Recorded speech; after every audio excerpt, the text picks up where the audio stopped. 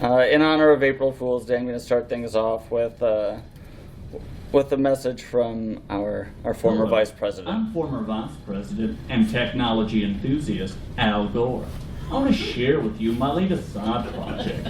I have here an internet button from Particle.io, a rising star in the Internet of Things community. With the Particle command line interface, I can flip all of the light-emitting diodes to blue. We can even flip individual LEDs by number and color. Exploring the possibilities of the internet button like this reminded me of a metaphorical internet hot button, the representation of presidential election information in blue and red charts. This cycle, more than ever before, Nate Silver and his motley crew of whiz kids at 538 have created a number of compelling visualizations. How can we translate these numbers to the internet button? We, of course, can show a static range like this one. We can also try and represent the noise and ever-changing nature of the nowcast. Here's a pattern that flips each LED individually. Each flip has a 74.7% chance of coming up blue. Now, come November, we'll have only one clear winner, barring any hanging chads, of course. This pattern flips all LEDs blue or red together, again with each flip having a 74.7% chance of being blue. There are a lot of places I could go from here. Let me know on Twitter what you would like to see next. I could do a video showing off the code behind these functions, or connect the existing code to if this, then that. Thanks for watching. All right, well, thanks everyone for indulging the Vice President there. I recorded that video back in September when I had a different perspective on the election. So this, again, is connecting your development workflow to the Internet of Things. And I'm using here today to run my presentation a 140-year-old telegraph key and orange slices connected to my computer through a makey. It's not the most reliable presentation interface, so if it fails me completely, I'll fall back to something more reliable. But this is more fun. So I'm Steve Persch, agency and community engineer at Pantheon. You can find me as Steve Vector on Twitter, Drupal.org, GitHub, WordPress.org, just about any place on the internet. If you do want to follow along with the presentation here on slides.com, I just tweeted the link again at Steve Vector, also pantheon.slides.com/Steve Persch, I guess one of the few sites where I'm not Steve Vector, Steve Persch /IoT-MidCamp. All right. Gonna have to remember to use this. Immediately after this presentation, I am on paternity leave. This is Roger Charles Persch. This telegraph belongs to. Thank you. 6 weeks old, Roger Charles Persch. This telegraph belonged to his great grandfather, Charles Shape. Isn't he a cutie? All right. So the too long didn't read version of this presentation. I'd like to give a summary up front so we know where we're going. The internet is changing. That's the fundamental message of this presentation. For the decade plus I've been working with websites, I've thought in terms of Lego pieces. And I feel like my Lego pieces are shifting. At the beginning of my career, it felt like all my Lego pieces were inside of Drupal, and now it feels like the Lego pieces that I need to be aware of are outside of Drupal. Followed the fear/fun. This is a lesson I learned in the improv community. I learned if I'm afraid of something, there's a good chance that I'm interested in it. I'm not really afraid of scuba diving. I just have no interest in scuba diving. But I am afraid of doing musical improv. I'm afraid of it because I'm actually interested in it. It sounds like a fun thing to do, but I also have a little bit of fear around it. I also have a little bit of fear of Node.js, but I've got a feeling that if I knew more about it, it might actually be fun. There we go. So followed the fun. This is a project I did recently around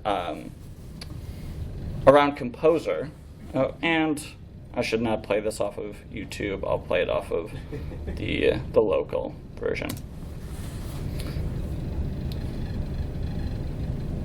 So I found that Composer update could take a long time to run. So this to me just seemed like something that would be fun, but also I was a little bit afraid of Composer. Just make it a GIF. We do have some GIFs in this presentation too, but I don't know why I did that one as a video. Come on. There we go. All right. How I got into web development in the first place. So how did I first start thinking about all of these Lego pieces? Well, I was an artistic department intern at the Looking Glass Theater Company. This is just 2 or 3 miles from where we are now in the Water Tower Waterworks. This is one of the only buildings that survived the Great Chicago Fire, and now Looking Glass Theater Company does great theatrical presentations there. They specialize in adapted work. This is a shot from their adaptation of a Charles Dickens book, Old Curiosity Shop. They're perhaps most famous for their adaptations of the works of Lewis Carroll, Alice in Wonderland, through the Looking Glass. That's how they got the name Looking Glass Theater Company. Back in 1991, their breakout production that really put them on the map in the Chicago theater community was Upton Sinclair's The Jungle. The adaptation was written, directed, and produced by David Schwimmer. Studs Terkel, the chronicler of American culture and with a focus on Chicago, wrote a foreword for the Looking Glass history book that came out a few years ago. The type is kind of small here, so I'll read this central quote about that production of The Jungle. The book, as you know, was about the horrendous conditions of workers in the stockyards early in the century. I saw cattle hanging from their hooves, heads down. As racks moved, I saw a man hanging from his hooves.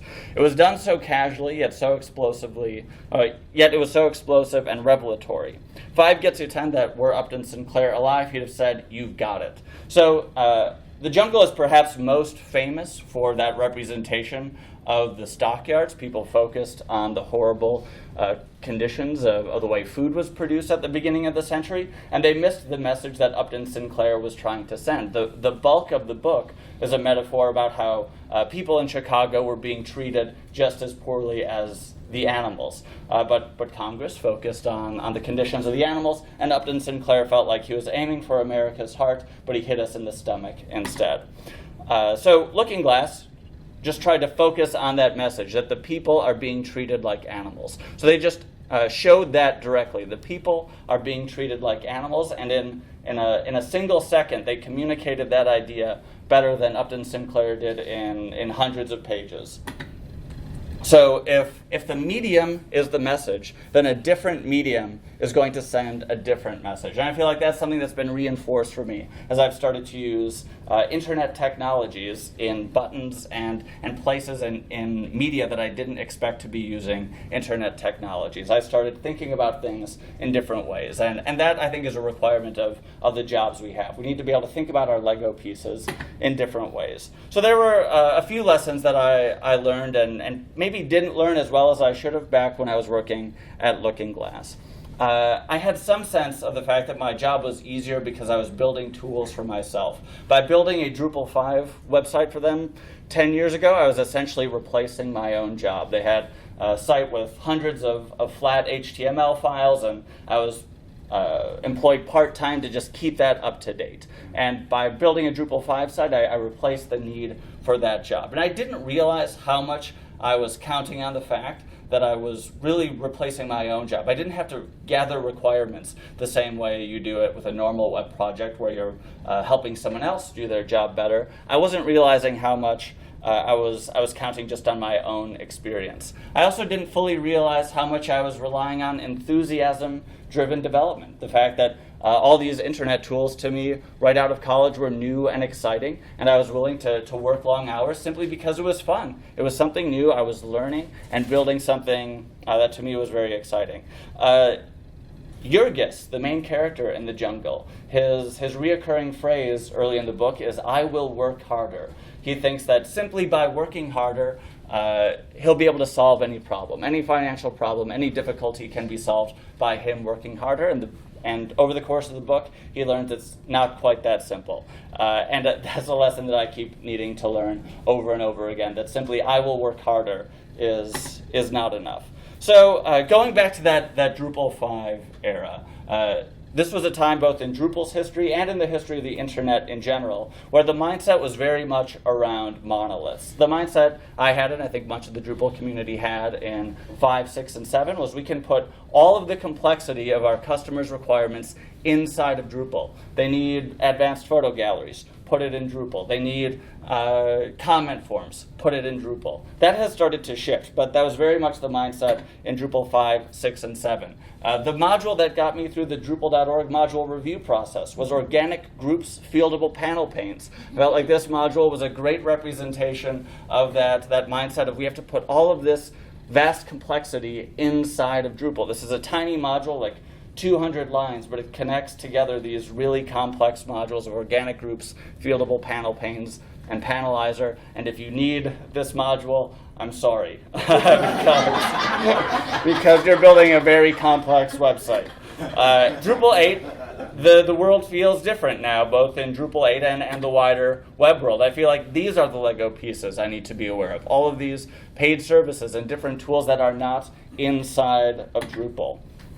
This is the Amazon Web Services dashboard. I find this completely overwhelming. I've got an Amazon Web Services account, but I don't even know how to think about this. There are so many Lego pieces there. So I have doubts.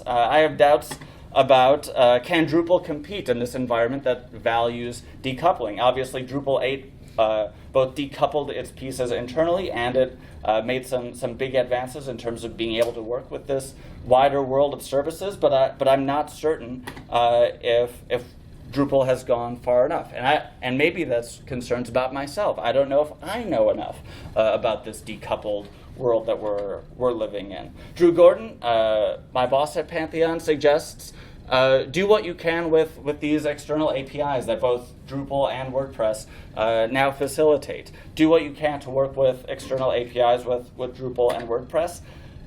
I don't know if I know enough about modern JavaScript. I'm concerned. I've been learning through side projects. Do I have time for the side projects that are going to teach me about modern JavaScript when it's not a core requirement of my job?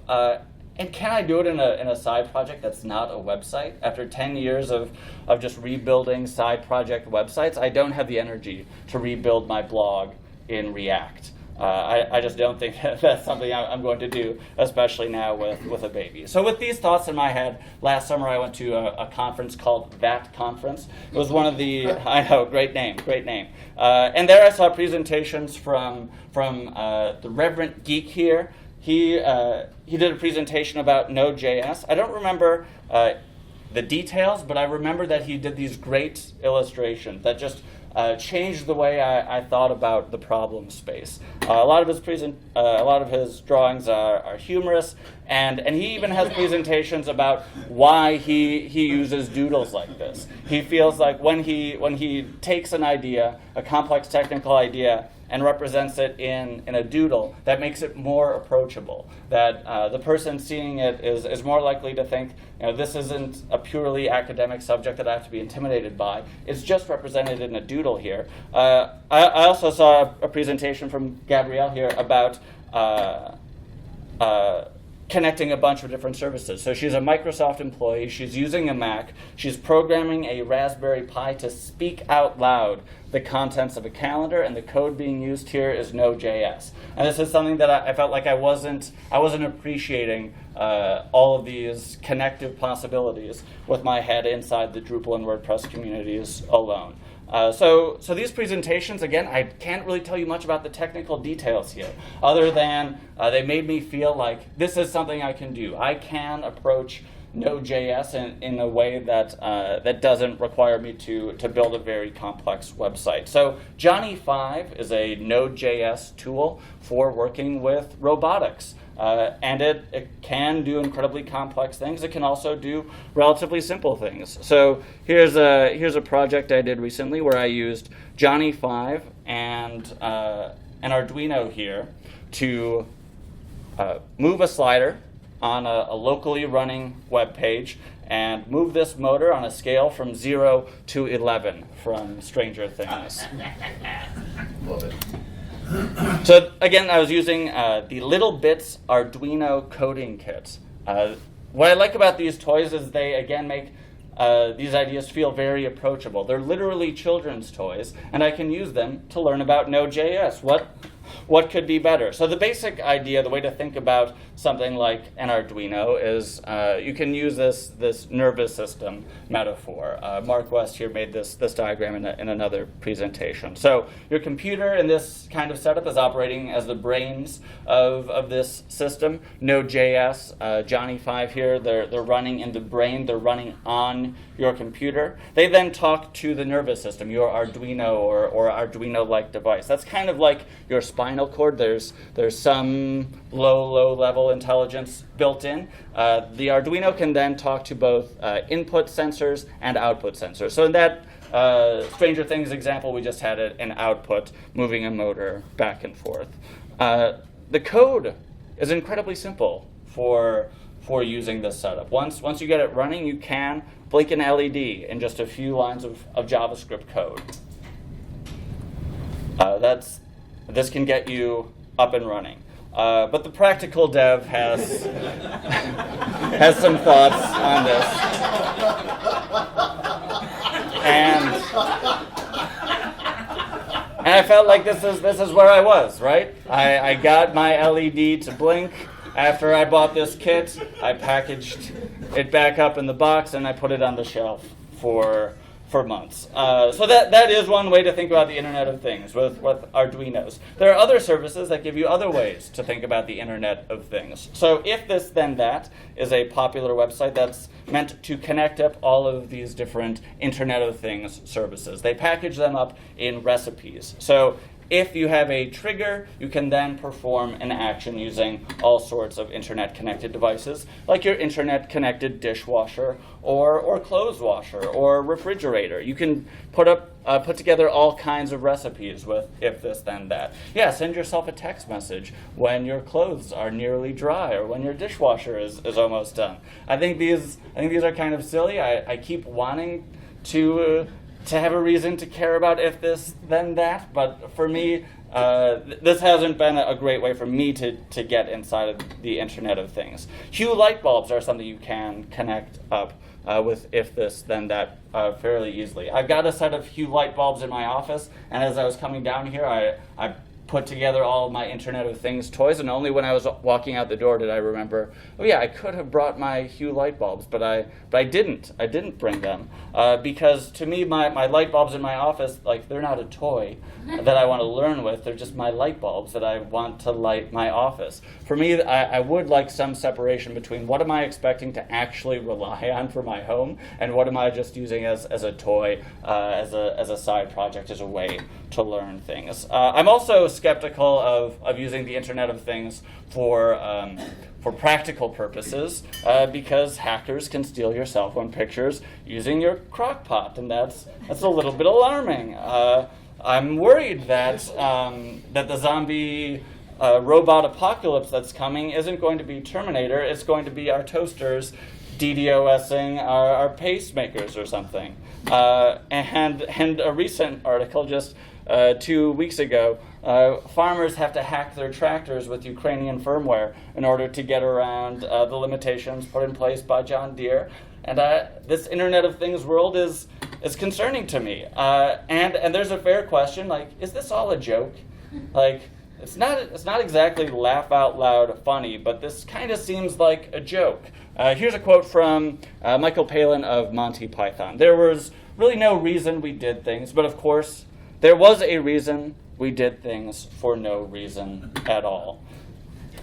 You don't always know when you're playing with Legos what you're going to get. Sometimes it's just enjoyable to put the pieces together, assemble them, and then find out after you've put them together if it was worthwhile to do so. When your clients in your job are expecting you to be able to combine Lego pieces, it's nice to be able to draw on some history that you built up in a lower pressure situation. If I'm going to be able to know what all of these do, if I'm going to be able to leverage this kind of information in my job, I need to be able to learn about them in a different context. So while this Al Gore election data project was pretty silly. I felt like I made some important advances. Like, this was my first Internet of Things project. I wrote C++ for the first time, had never done that before. I had never debugged code in an environment that didn't have an output screen where I could see an error log. I would just send an infinite loop to my internet button, and it didn't work, and I just had to debug it some other way. And I had never compiled firmware before, but I was compiling firmware and putting it on a device, and that felt great. And I also do feel like I got a different perspective on these statistics. I felt like by changing the medium, I changed my perception of what these probabilities meant. Like, it's very easy for me to look at the way it was represented on the website and think 74.7, like, very much in the lead. Obviously, that's going to be the winner. Flashing these LEDs gave me a different appreciation for what that probability really means. As we watch this one that's spinning around, sometimes the button is nearly all blue. Sometimes the button is more than half red. Probability is, in my perception, not as simple as that chart portrays it. And what button did I should have stuck with my internet button. I just pressed the wrong button on my keyboard. Oh no.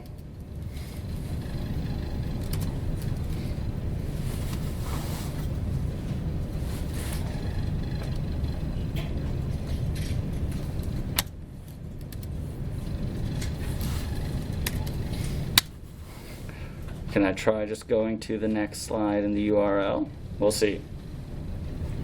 In order to talk to my internet button, I'm running on the hotspot off of my phone, and maybe that was a bad idea here.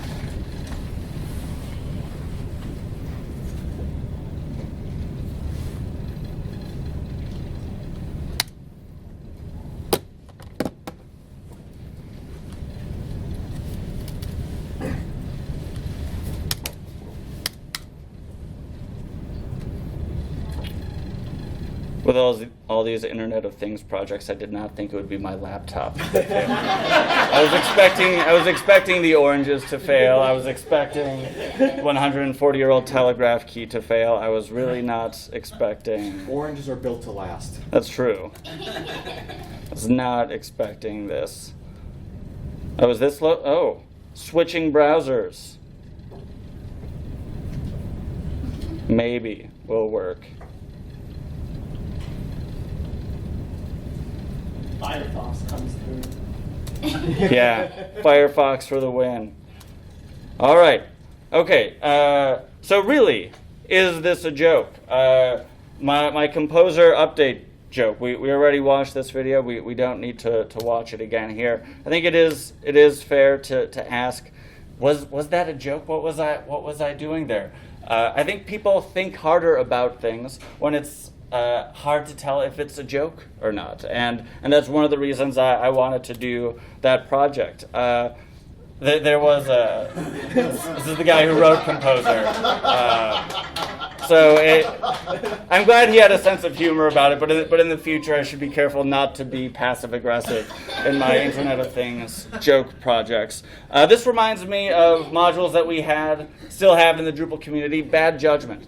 There was a whole ecosystem of joke modules in the Drupal 6 and Drupal 7 era. And those modules aren't as numerous in Drupal 8. I almost submitted a DrupalCon session talking about the importance of joke modules, which there are simply fewer novelty modules in Drupal 8. That's a category you can filter by on Drupal.org. And there are far fewer novelty modules in Drupal 8 than in Drupal 6 and 7. From the project page of Bad Judgment. So this is a module that you're supposed to install when you want to install one of those joke modules. If you want to install the con module, which is a joke about the way the Drupal hook system works, It depends on bad judgment, because you should know what your joke modules are. The bad judgment module is a way of indicating, is this a joke? So ironically, the bad judgment module is a good idea because it lets you know if a module is serious or not. But also you shouldn't install bad judgment because that means you're then installing modules that are actually bad ideas. So don't use bad judgment. So I like the fact that it's not exactly clear how much of a joke bad judgment is. You have to think about it in order to understand what's happening. The con module, you have to understand the way Drupal recursively calls hooks to understand why do I have this module that just makes hook names longer and longer and longer and longer and longer? Because that's the way Drupal works. Make it dumb is my advice if you're making an Internet of Things joke project. I kept trying to make this thing more complex and add more and more things, and I was like, I think I'm detracting from the humor. Even the fact that I plugged in 3 things, the Lego fans, the spinner, and then there's actually another fan blowing on. I don't think that fan is adding to the humor at all. Like, that's an actual fan that's actually meant for cooling things. That's not helping the joke. I should have taken that one out. So make it even dumber. That was one piece too many, and I think that's good advice when you're building these complex integrated systems that are trying to connect to a million different APIs. Make it simple is still really good advice. There's a reason advanced programmers talk about trying to make their classes and functions as simple as possible. When I first got into web development, I thought, my task here is to be as clever as possible, to write really complex functions, to make really complex websites. And I realized that was a bad idea. I need to make it dumber. I need to make it simpler. One of the things I am thinking about in my job right now is how do we connect GitHub and other external repositories to Pantheon? How do we go from GitHub to Circle CI to Pantheon? We're thinking about this a lot. It is a really complex topic. It involves Composer, all these moving parts. And I sometimes work with agencies spending hours crafting the perfect workflow. But can we make it simpler? So what we're working on right now is a Terminus plugin, our command line tool, that will let you run one command, give it a GitHub token, a Circle CI token, your Pantheon token, and it just does all that setup for you. We can actually make it simpler. I genuinely had the breakthrough for the idea of that plugin while I was also thinking about Composer joke projects. Like, in the same week, I was trying to figure out, how can I make fun of Composer? Should I have Composer install read Moby Dick to me? No. Should I have Composer install just flash my hue lights? That's not enough. All right, I'll do a fan. And in thinking about those Lego pieces, I also realized I had all the pieces in front of me to automate the GitHub to Circle CI to Pantheon flow. Another project that I'm not sure is a joke or not, we have a lot of repositories on GitHub, and it's a convention on GitHub. You include a badge on your README file that indicates tests are passing. It's just a normal thing on GitHub. We have an internal wiki page that takes a bunch of different badges and puts them all in one place, so I can just see, great, all of our WordPress plugins have passing tests. How can I take this wiki page that I don't open very often and make it more accessible to me, represent it in a different way? So here is where I've got perhaps my most practical project. This is the internet button, which displays these test results just in green and red here. And this was an opportunity for me to learn about some more complex Node.js things. So that button processes in just a second. You press the button, and in less than a second, it gives you red or green for all of these different GitHub repositories. How is it actually doing that? Well, I press the button. The button sends a notification to the Particle API. Particle is the company that makes this button. Particle sees the notification that button 2 has been pressed. It has been pre-configured to hit a URL on AWS Lambda. This is that serverless idea that the Node.js community is talking about, the idea that you don't even have to know where your code is running. You don't even have to think about it as being on a server. It's serverless. And it's so complex, in my opinion, that I need a separate service, a command line tool called serverless that abstracts all the complex pieces away from me, that I don't want to think about the complex pieces of AWS. So I use serverless to configure it.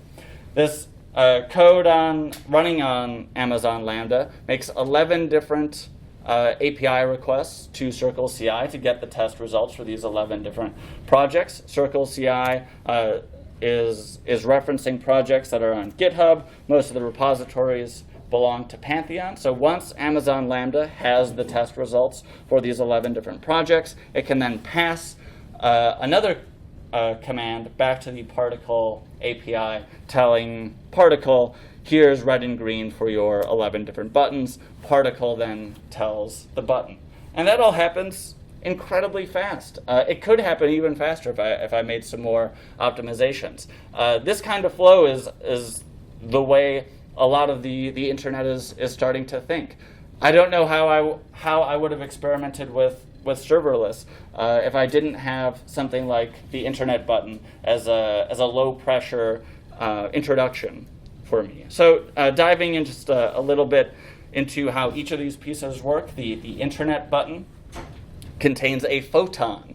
A photon is another product offered by this particle company. If you just buy a photon, you're going to need to do some kind of hardware work to connect it up to anything so that it can actually work. I don't have an interest in soldering. I don't want to become a hardware engineer yet or maybe ever. So you buy the internet button and it comes pre-connected to a board that has these lights, it has the buttons, it has an accelerometer built in, and then you can connect it up to the Particle API. The Particle API is here seeing that it's going to watch the event button number 2 being pressed, and then it's going to call this URL on Amazon. Amazon, again, is just running a small bit of Node.js code. And because I don't want to learn about all the internals of Amazon Lambda, I use this serverless product. It's a free product. What it does is it gives you a YAML file here that just takes care of all of the configuration of Amazon for me. I just copy paste from some example repositories that serverless has, and then I put in my ugly Node.js, and it executes. What that Node.js is doing is just making, again, 11 different curl requests to the Circle CI API, one for every project. So all we're doing is asking Circle, we're curling Circle about a bunch of different GitHub projects, and that last bit in the URL is the actual GitHub project, or Redis WordPress plugin, or any other project. And that all of that happens in the time it takes to press that button and move your finger away. So lessons learned in this project. I hadn't worked with asynchronous code in a while. I've been working a lot in continuous integration and waiting 20 minutes for each command to run in sequence. And with Node.js, you got to think about asynchronous code. That was a nice refresher. I had never put Node.js on the internet before, so that was a nice first. It got me thinking in terms of webhooks. I ran into some API rate limits, and it made me think about web performance in a different way. Like somehow I've just accepted that you can refresh a web page and maybe wait a second or two, maybe 5, but pushing a button, like I want that to be even faster. Like I have an expectation, just a visceral expectation that that's going to complete faster. I'm more motivated to find the performance optimizations in the same kinds of web code that run in a website. So I've called this presentation Connecting Your Development Workflow to the Internet of Things. I don't think you need to connect your development workflow to the Internet of Things. I think it's important to connect your interests, something that you personally care about, to services beyond browsers, to services outside of Drupal. If you do want to connect your development workflow specifically, think about all the actions that you perform in the course of normal development. You do time tracking, you do gulp runs, you're commenting on pull requests. Pretty much every task in our development workflows these days can be hooked up to a webhook, can be connected to some kind of action. If you're finding yourself frustrated with your gulp plugin, maybe you can connect your gulp script, your gulp file to the internet button and find a new optimization for it. So a few new project ideas. These are things that I haven't built, but maybe I'll spend some time on. I'm curious if anyone finds these interesting. So internet button plus harvest time tracking. This is something you could do with if this, then that. What I like about this idea is that there's a limitation when you're working with hardware. There are only 4 buttons. I should probably only be working on 4 tasks in a given day. If I'm switching between seven different tasks in my time tracking, that's a bad sign. I should be completing tasks before I move on to the next. So if I connected time tracking to harvest, I would have that limitation enforced for me. Luke Wirtz here used the internet button for passive communication with his wife in his home office. If he's focused on work, he can use the internet button here to mark himself as do not disturb or come right in. And then his kids can look at an Android tablet on the wall and know if dad's busy or if they can come in and interrupt. Web page load times on a servo scale. So I showed that Stranger Things scale that moved from 0 to 11. Well, I also have a browser extension here that just tells me how long a web page took to load, and it's nice to have that information. How long did the web page take to load? If I tried to display this information, though on the servo scale, I would have to decide on a maximum limit. I would have to decide what fully actuated means. Does that mean 2 seconds? Does that mean 1 second? I don't know, but thinking about it would force me to set a real performance budget for my website, because if it ever got all the way to the end, I would know that it took too long. It would force me to define too long for a web page load time. This is one that I might actually do because I'm doing a presentation at DrupalCon about BHAT. So BHAT is a testing framework that's meant to give you better communication with your clients. So ideally, a BHAT test looks something like this. Given I'm logged in as a content administrator, when I create an event with a start time in the future, then it appears in the homepage list of upcoming events. That's something your client could read and understand. Yes, that's what they expect. Events in the future appear in the upcoming event list.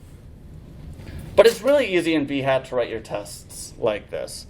Given I'm logged in as an administrator, when I visit node/add, and I fill in title, and I fill in field dates, 0, value, date, this isn't a great BHAT test. It checks the same things, but this is not a great communication tool with your client. So this is an idea I've been thinking a lot about lately. How could I use some different mindsets, some different tool, and get me to think about this even more?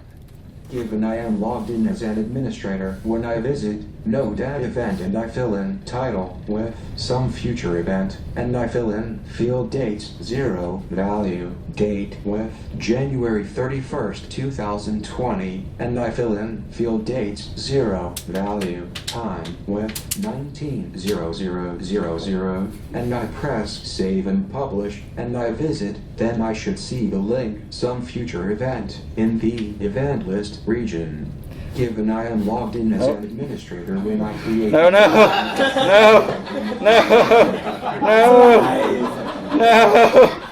Oh, the robots. The robots are taking over.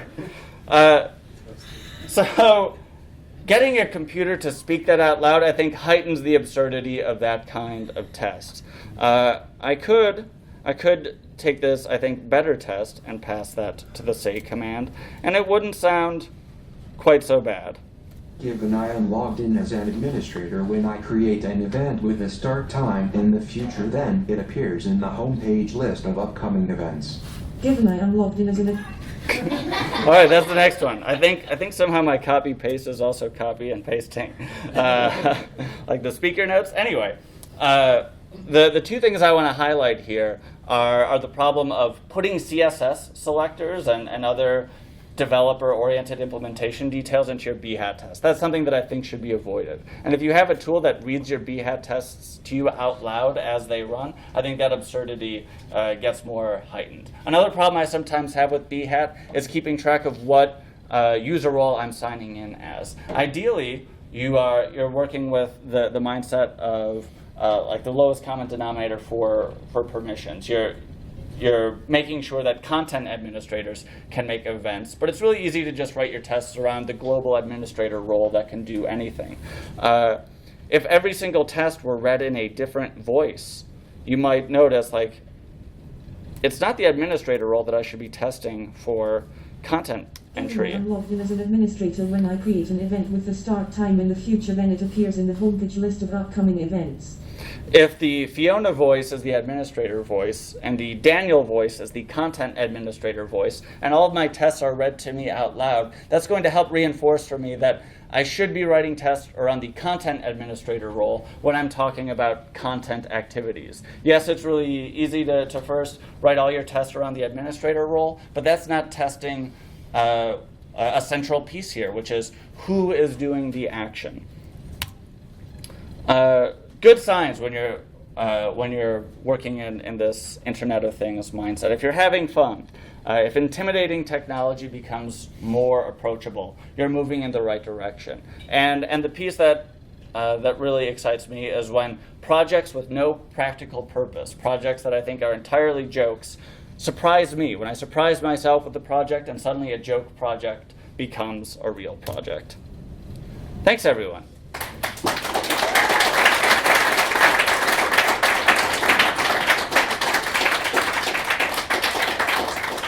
All right, I do know we're right at time, but I'm curious if there are any questions. Yes. Yeah. When you're scared, what do you do to motivate yourself to get moving?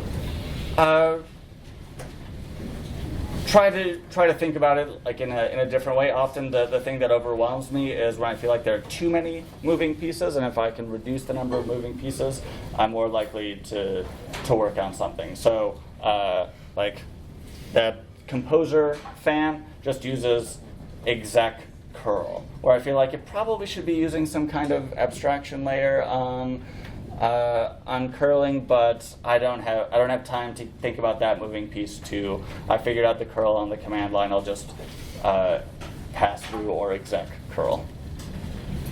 There. So your internet button example, you were going through like 4 different layers of web service. Yeah. One of the fears a lot of people have with IoT anything, and I share, is the number of external dependencies that everything seems to have. Yeah. Systems that are very clearly designed to make it easy to hack them. Yeah. How do you eliminate those moving parts? You're just talking about moving parts, so it's not scary. How do you move some of these moving parts when they're designed in such a way that they have to have those external dependencies? Yeah, I don't know the answer, and that's why I'm experimenting with joke projects, because I want to find all those boundaries on a project that doesn't really matter. Like, I'm not really relying on this test result displayer for anything, so if it breaks, it's not a problem. But at some point, I am going to have to build something much more real, and I'd rather have found the boundaries on a lower pressure project first. All right, well, thanks everyone. I'll be down by the Pantheon booth if you want to see any of these toys. Thanks.